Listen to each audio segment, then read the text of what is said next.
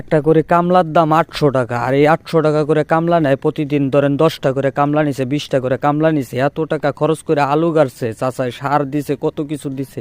দেওয়ার পরও যদি আলুর মূল্য না থাকে, এই আলু দিয়ে চাচা কি করবে? ওই জন্য টেনে টেনে তুইলা ফেলাইতেছে।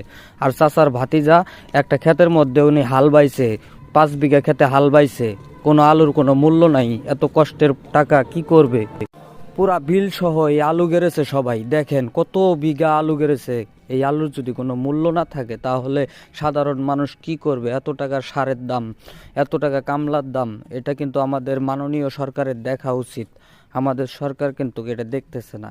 আর এই আলুগুলো কি করবে? চাচা হাই হাই করে বাঁচতেছে না, এত লক্ষ লক্ষ টাকা খরচ করছে এই আলুর পিছনে, এত কামলা।